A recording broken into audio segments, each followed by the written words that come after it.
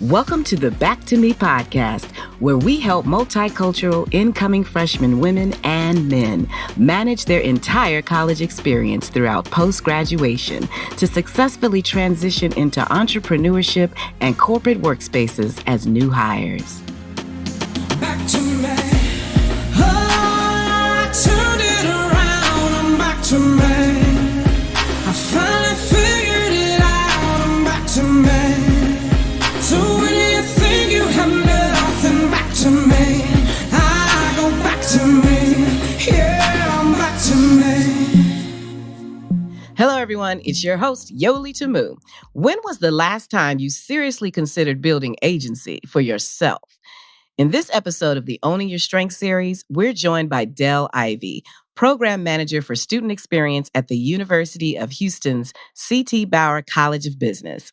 As a second-generation college graduate, Dell draws from his journey as a trio coordinator and the child of non-traditional college graduates. He highlights the importance of building agency, finding mentors, expressing your voice, and staying intentional inside and outside the classroom. Dell shares practical advice for navigating parental pressures, building reputation after a setback, and embracing mentorship and autonomy.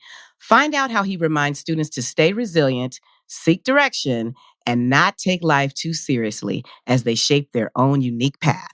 Enjoy. We are in this Owning Your Strength series, and man, I found this young man on LinkedIn doing major things. And I just loved his energy and his just determination, it seemed, and passion for his students. He is Dell Ivy, the program manager for the University of Houston. How you doing? Pretty good. What about you? I'm excellent. Thank you for saying yes. We love it when you guys say yes.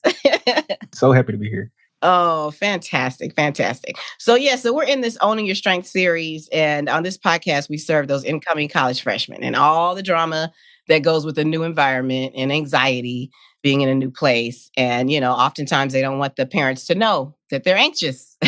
They want to get on that campus and find somebody like yourself to get them settled. So to be in this field is pretty cool. You know what I mean? I enjoy serving college students, and I'm sure you do as well.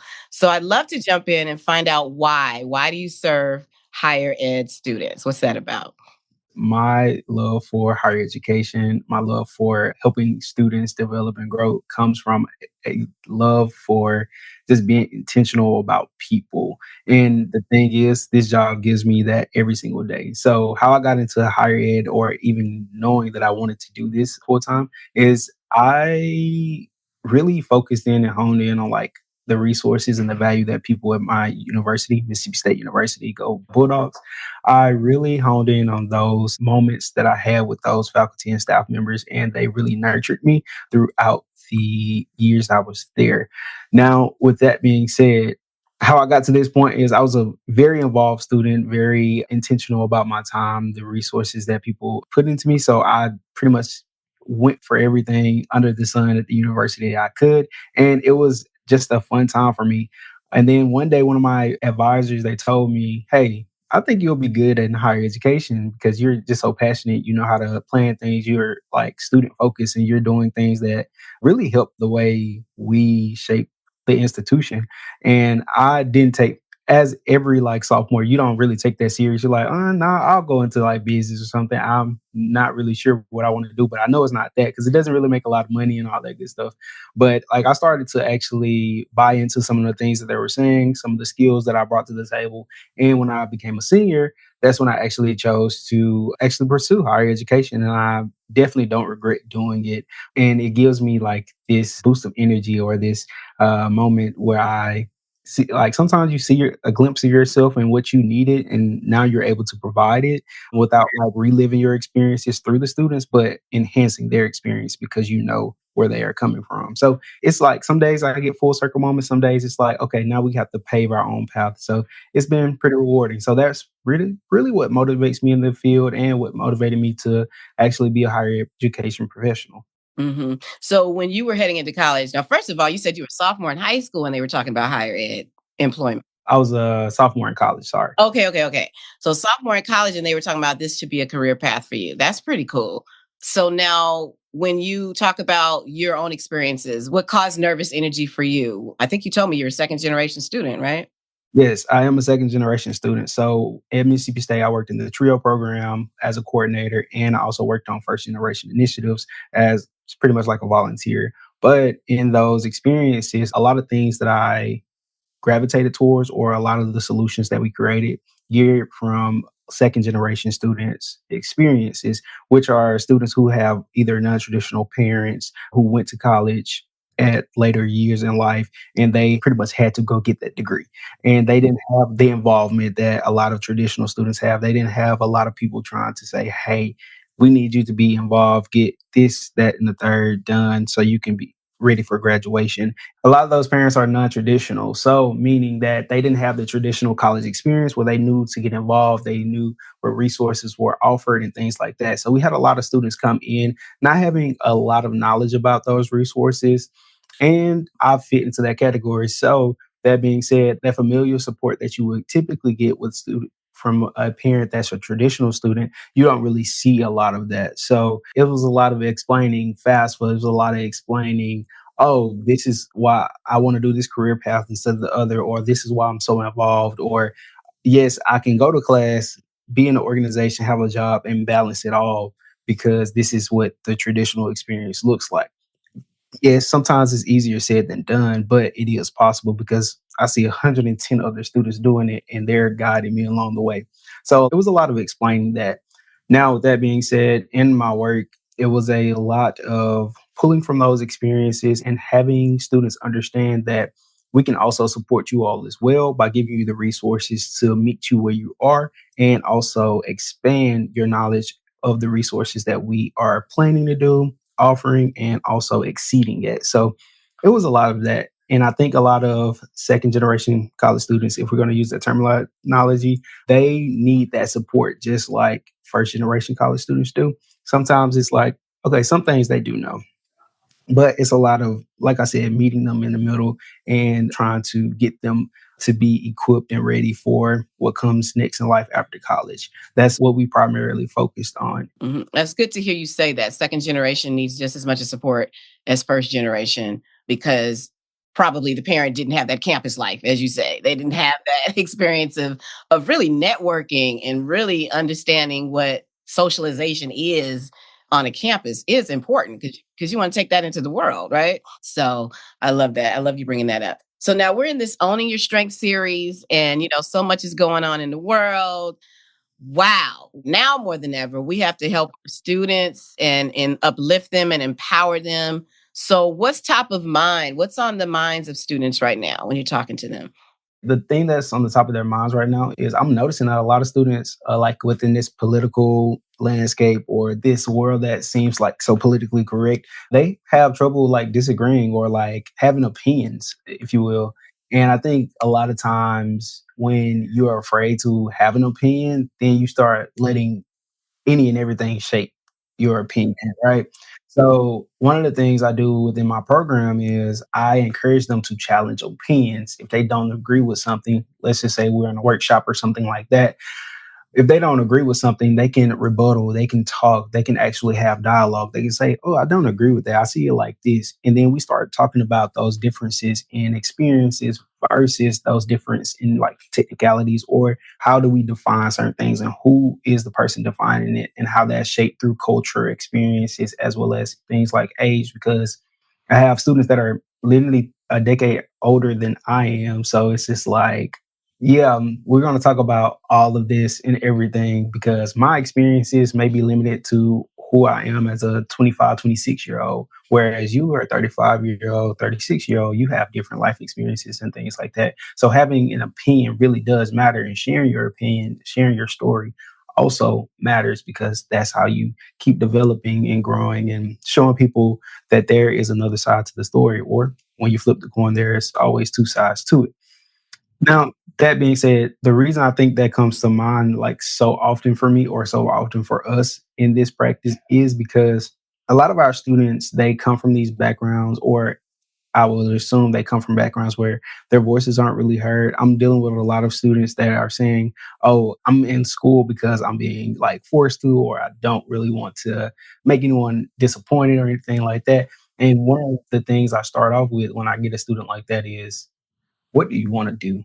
Like, you have to do this, yes, but what do you want to do in this? When you leave it in these 4 years, what do you want to feel when you graduate? Where do you want to go when you get to the finish line, quote unquote? So, that being said, I think it's important that students have opinions because when they don't, sometimes they don't even have expectations for themselves and it's molded from other people. So, I think what I'm trying to get at is those are my main two expectations for my students is have an opinion. Whether you're right or wrong, we're going to talk about it. And then two, have expectations for yourself. If you don't have expectations, that means you don't have goals, you don't have aspirations to me, right? And when I'm looking at students when they first come in, because I work with first year students and their experiences, I'm looking for students to have those two things, have an opinion and have expectations for yourself, and let those really and truly guide you for what you want to do next. And don't be afraid to course correct when need to. But as long as you have those two things, then I'm pretty sure you will be just fine. Yeah.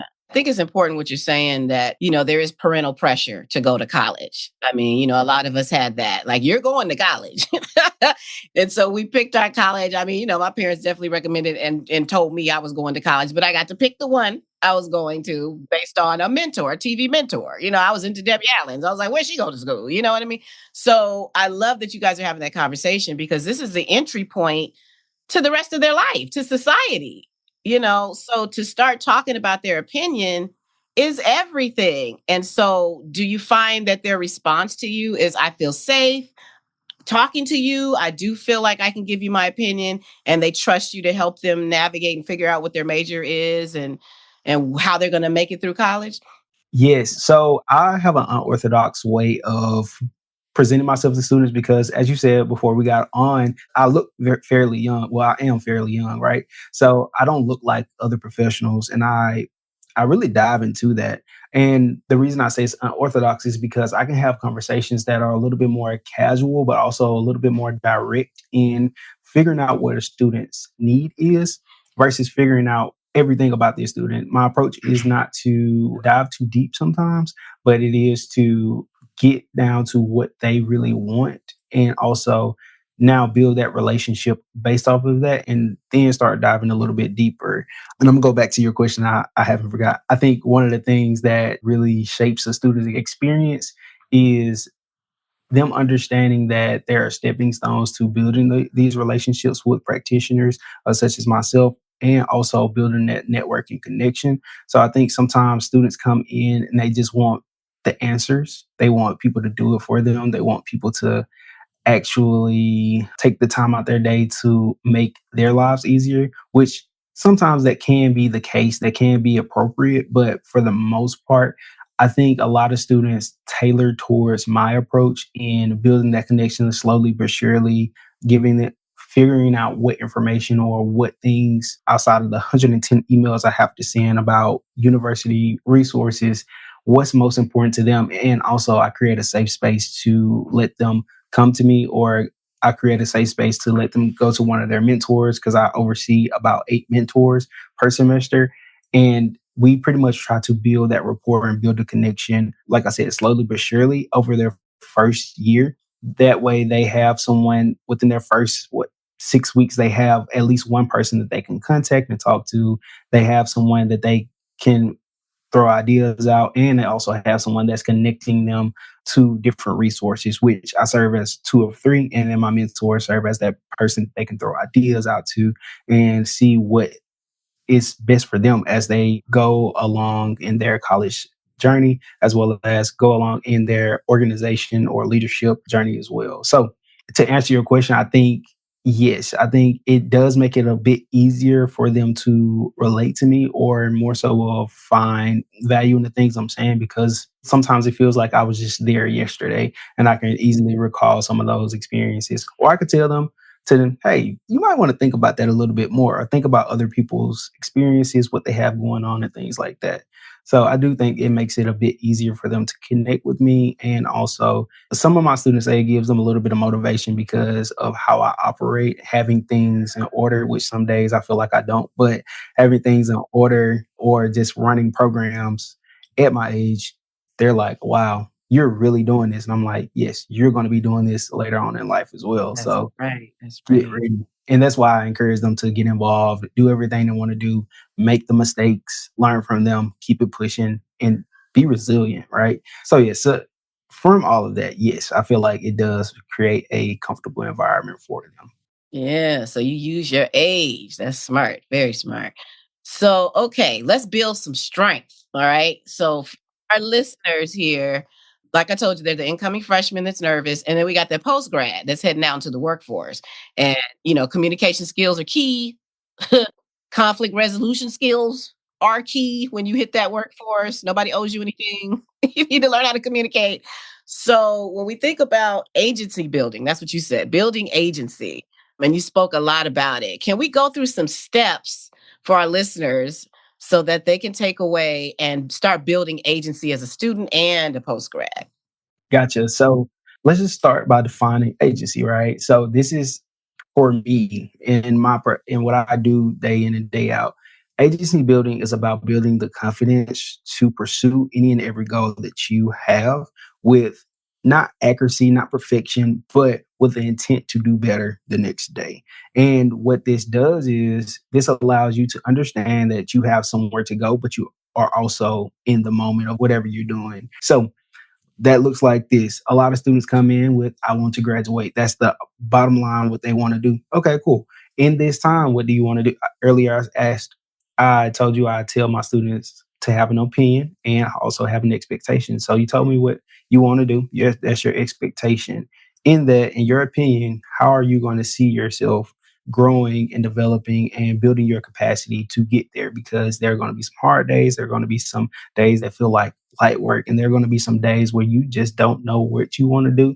And you could be a student that changes your major every single semester. You could be a student that literally knows what they want to do coming in, but they don't know how to get over obstacles and things like that. So in this time, what are you building up to? And we sum that up to building agency. So knowing what you want, going and go get it, and if things go wrong, how are you going to show up and be resilient?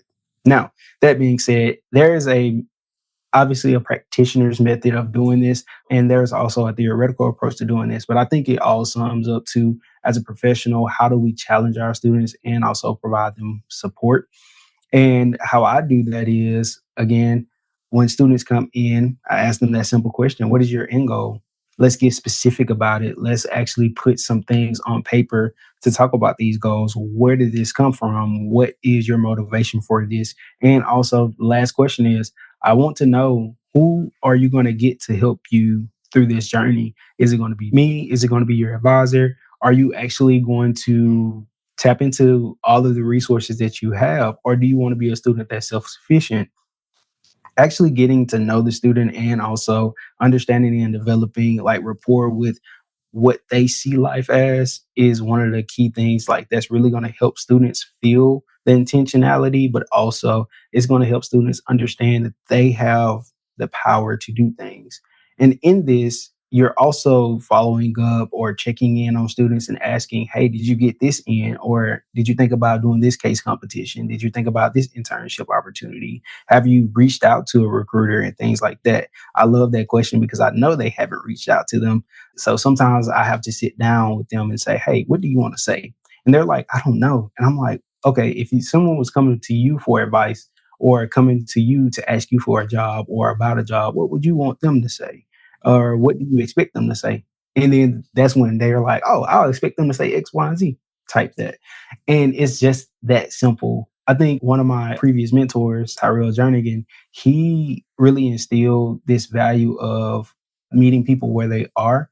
And when I was applying to graduate school, and this is moving towards like graduate interest or graduating seniors, he really instilled in me that your biggest fear is not someone telling you no. Your biggest fear is not knowing what happens after that no. And one of the things in this, he helped me build agency a lot Man, I don't even think he knows this, but he helped me build agency a lot because that took away the pressure of the no, and that made me refocus in how resilient do I want to be after the no's, because they're going to come either way it goes. But when you get that first yes, you'll also be thinking, what happens after that yes? What happens after we actually get to the next step?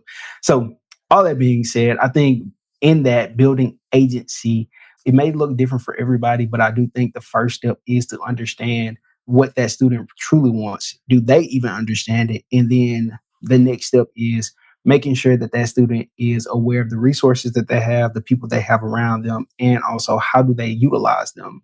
And then I think the third and final step is that intentionality of following up on both ends. Is this student giving you enough information so you can know they're okay? Or are you just watching them from a distance, which that is okay sometimes too, because some students, they're just self-sufficient like that, right? But in the agency building, you do have some students that they genuinely know what they want. They are just afraid to go get it. How do you build that student up? Well, that's where your follow ups come through. That's when you're actually saying, okay, cool. I've been watching you for a little minute. I've been hearing things or I've been seeing things. And I think you should consider X, Y, and Z. Or you can just ask, hey, do you want some professional advice on how you should move? And things like that, because some students, they don't want unsolicited advice because they know they're not going to listen to it.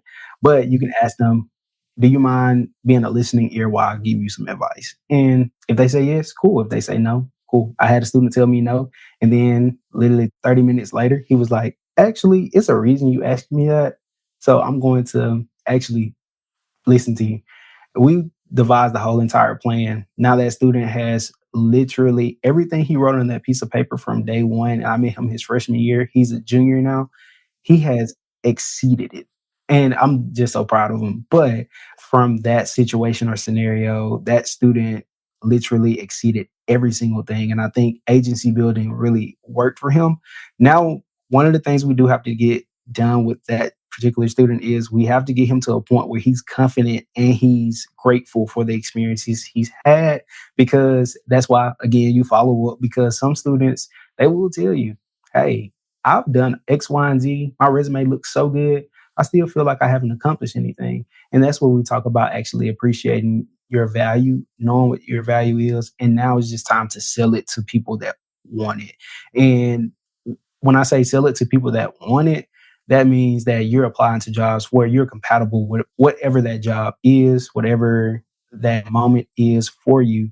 And you're actually reaching out to people, and you're pretty much devising a plan and playing it out to where you reach out to your recruiters, you reach out to people in the company and things like that to actually get a little bit of attention, so you can start really selling yourself and owning those experiences as well. And it's not for the validation of others, but it's more so of getting you to that next step of getting you out of college and into a career field. So I think that's my very long-winded, but very much so short answer of how we build agency and how we connect students to their actual and true purpose. So yeah. That's fantastic. I was just sitting here listening to you and I was thinking, that's excellent. What happens after the yes?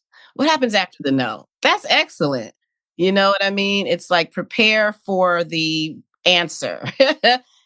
That's so cool. And so when we think about that post grad, would you say it's similar that they get into the workforce?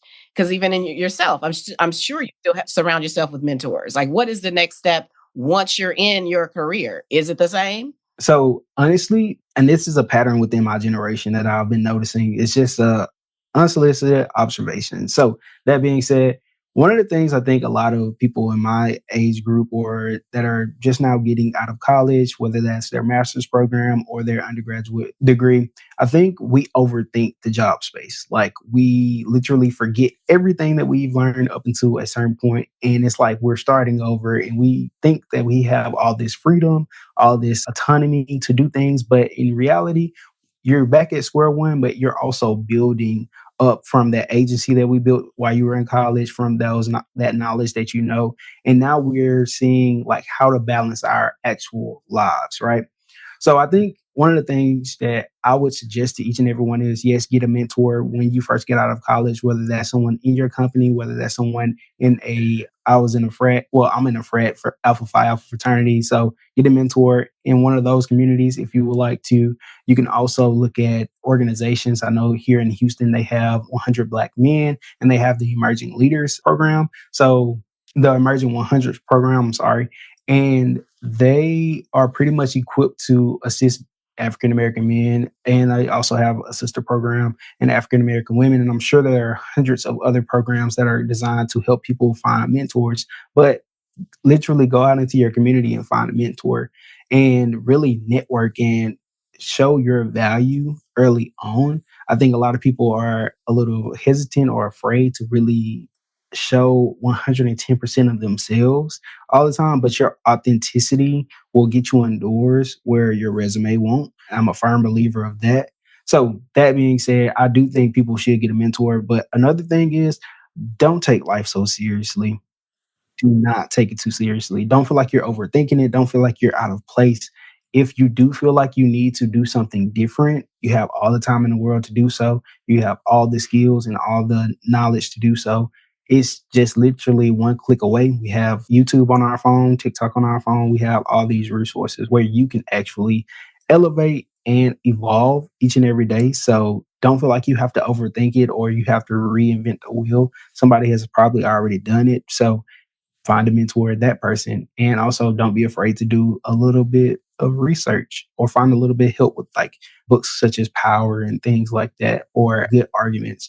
Those are books that like really hone in on where in moments where you want to understand like how you show up in the world, how your opinions or how your value is seen and how you can make that be more recognized. So I think, and funny enough, you mentioned that you had a TV mentor. Was it Debbie Allen? Debbie Allen. Yes. So, like, one of the things that Robert Greene says is that yeah, everyone should have someone that they look up to simply because this gives you like a framework of who you would like to be. You don't have to imitate that person to a T, but you can be influenced by that person in positive lights. So that being said, I do really think that everyone should have a mentor, but I also think that some of that groundwork has to happen internally because in building agency, you do want to build autonomy on the back end because you don't want to be dependent on people.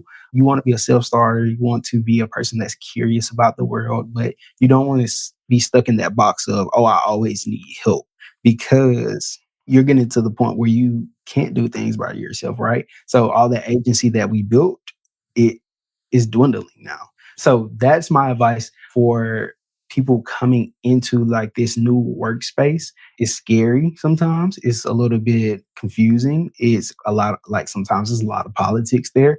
Just know what you're getting yourself into by just being a sponge about it. If there's something that you don't like, I'm pretty sure your mentor has probably went through it. So if there's something that you do like and you want to explore more, I'm pretty sure somebody at your job is looking to be the sounding board on getting you where you want to go or being that support system to getting you in bigger spaces because that also looks good for them as well. But some people just want to help you. Right. That's good. This is good. Even I love the fact that you're talking about, don't lean too heavy on the mentor, don't you become enabled, you know, by these people. But, even the way you ask questions, you pose a question and it causes thought. So you kind of want to seek out mentors that ask you the question the way you move, the way you operate. You know what I mean? Those are the key mentors. You know what I mean? So I appreciate you saying that.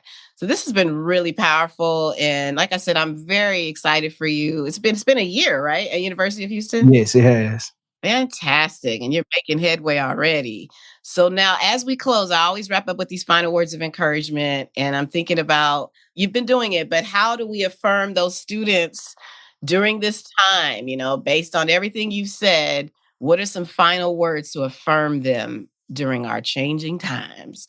So one thing I can say is do not tell yourself no. Like just get it out of your vocabulary. Try each and everything that you want to do. And if it does not work out, okay. What do you do after that no? Ask yourself that. What do you do? Are you going to stop?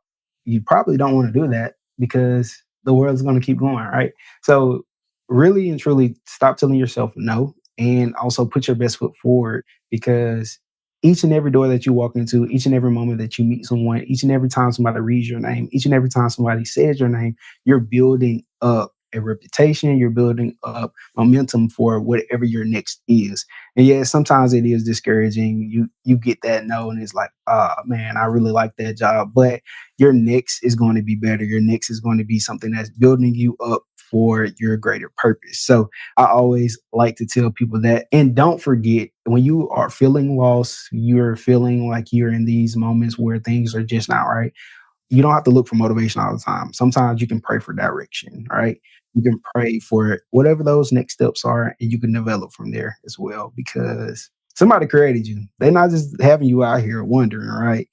You're supposed to be any every place you're at, you're supposed to be there. Either it's going to be a lesson learned, or there's going to be something that's in your next to build you up. So all that being said, I'm a firm believer of do not tell yourself no, learn from those mistakes, learn from that passion, and just keep going day in and day out. Keep going. Don't give up. Love this. All right. So now if they want to learn more about you, your school, where should we send them? You have a website or maybe LinkedIn? Gotcha. Yes. So you can either follow me or add me on LinkedIn. It'll be Dell Ivy. And if you want to know more about the University of Houston, you can just literally Google that and go to the university's website. I work for the College of Business, which we have some very brilliant and bright students. And I love to engage and explore what their next is each and every day. So that's where you can find us. Love it. Well, thank you for your time, Mr. Ivy. This has been great. Thank you so very much. I really enjoyed it. Oh, appreciate you. All right. So I'm going to be in touch with you real soon. All right. Sounds good. Thank you. Take care of yourself. Thank you for joining us. So remember, enjoy your college journey and learn to build personal agency in yourself today. For more information about other episodes, remember to subscribe to the Back to Me podcast, College and Beyond. I'm your host, Yoli Tamu. Leave a review at the end of this podcast. And if you would like to learn more about other special events, join our community on our YouTube channel at the Back to Me podcast, or simply text Back to Me to 833-206-4565. Until next time, be well. Back to